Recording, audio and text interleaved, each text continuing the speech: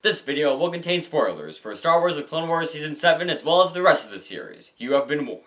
Hello everybody! Last Monday was May 4th, 2020, aka May the 4th be with you, and the day that we got the last episode of Star Wars The Clone Wars. Unless of course 6 years from now they decide to make another season. Now I know what you're thinking. Wasn't this season made to be the final season? But let me point you to a little thing that I like to call money. No, but really, they're not going to make another season. I mean, if anything, Rebels is like a continuation of it, right? So that's sort of like getting more seasons. I don't know, like everything in Star Wars is made backwards and inside out, going to the future and the past, and just Anyway, earlier this year, in preparation for the final season of Clone Wars, I watched through all of the previous seasons for the first time, which I'm very surprised about. Like, how did I miss this during my childhood? I don't know, but it's all still pretty fresh in my mind, so I decided that I would rank all the Clone Wars seasons from the worst to the best. And just a warning, it's probably going to be surprising.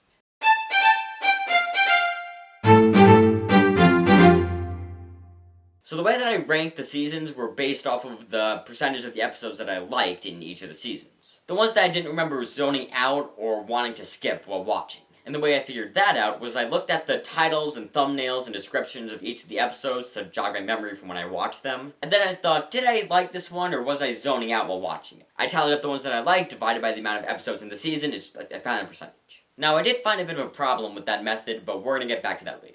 Anyway, coming in last place, Season 1.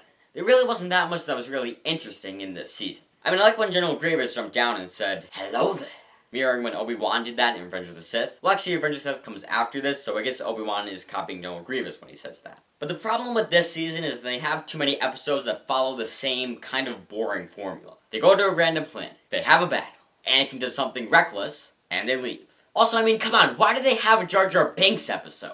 Actually, throughout the whole series, why do they have Jar Jar Binks episodes? Like, did they make him less of a character in the prequels because nobody liked him? Like, who thought that it would be a good idea to dedicate 5 or 6 episodes to Jar Jar Binks throughout the whole series? And I know 5 or 6 doesn't sound like a lot, but they really shouldn't have any, so... And I know this is kind of a nitpick, but some of the animation in this season did not age well. Like, I know this was 2008, but just ugh.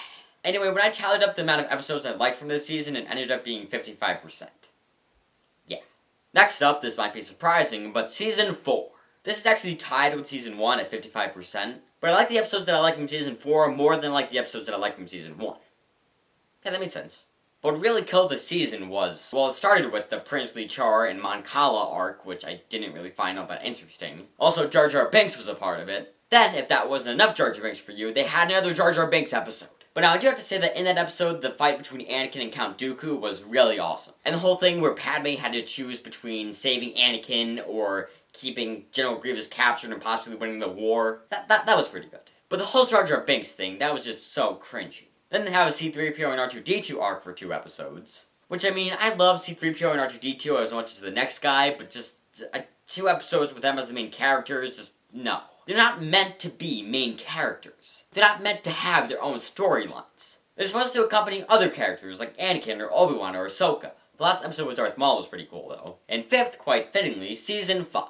First episode, Darth Maul, epic. Now to be honest, I'm not really the biggest fan of the Onderon arc. I mean, I do kinda like the whole thing with Anakin telling Ahsoka to put purpose ahead of her feelings. And that he knows how hard that is because, you know, Padme. It's nice to see that side of Anakin. That he knows that he's doing the wrong thing, or wrong thing being with Padme, and that he's trying to stop Ahsoka from making that same mistake. Also, I don't like the whole Younglings arc or the Droids arc. Although I do like how they were able to tie in a clone to the Droid arc. The ending was really strong though with the whole Mandalore arc. Satine's death is probably one of the most saddest moments in TV history, besides of course, you know, the last 2 episodes of Season 7. Also, Season 5 ends with Ahsoka leading the Jedi Order. Yeah, that is probably another one of the most saddest moments in TV history. So anyway, the percentage for Season 5 was 65%.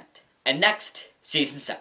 This is another one that's probably surprisingly low on the list. If it was only the last 4 episodes, it would probably be at the top of the list. But I mean, I'm not the biggest fan of the Bad Batch or the Martez sisters. I don't think either of those needed 4 episodes. For Season 7, the percentage was 67.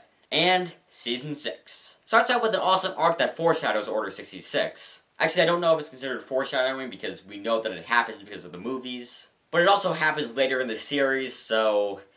yeah, like I said earlier, Star Wars was made backwards and inside out. Now, my main problem with Season 6, is probably as much of a surprise, is that it doesn't only have 1 Jar Jar Binks episode, but it's a 2-parter. Why? Who thought that it would be a good idea to give a 2-part episode to Jar Jar Binks. And it also has Mace Windu in it, who I'm also not the biggest fan of when it comes to the Clone Wars at least. 69%. And the second place is Season 3. First of all, I love the Mortis arc. It's quite possibly one of the best arcs in all of Clone Wars. What keeps it away from first place, probably not surprisingly, is the third episode. It's a Jar Jar Binks episode. I'm also not the biggest fan of the first episode, Clone Cadets. The Padawan Lost arc, I don't really like that much either. The 8th episode, Evil Plan, is a C-3PO and R2-D2 episode, which I already explained why that doesn't work. And the very next episode is with Zero the Hutt. Zero the Hutt is probably the worst character in all of Clone Wars, actually, in all of Star Wars. I'm not even gonna explain why, because you know what? The truth is, he just is. That's right, he's worse than Jar Jar Binks. I would rather watch a Jar Jar Binks episode than a Zero the Hutt episode. Season 3, 77%. And finally, in first place, Season 2.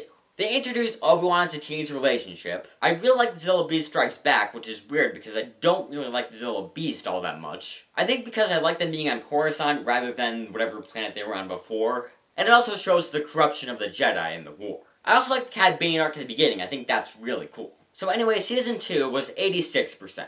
Now you may have noticed that I didn't really have much to say about Season 2. That's because I don't really like Season 2 that much. As a season, it has the best ratio of episodes that I liked to episodes that I disliked. But I would say that if you take any of the last 4 episodes of Season 7, I would rather watch that than any of the ones that I like from Season 2. Actually, I'd watch any episode of Season 7 over Season 2. That's right, even the Martez sisters. I mean, honestly, a more accurate ranking for me is probably just 1, 2, 3, 4, 5, 6, 7. But I guess looking at each season as a whole, Season 2 is the best. So, that is my ranking of all 7 seasons of Star Wars: The Clone Wars. Please comment your thoughts below. Also, what did you think of the final season, and what's your ranking of the seasons? Anyway, please give the video a like, consider subscribing, and check out some of my other videos. With that said, that's a wrap.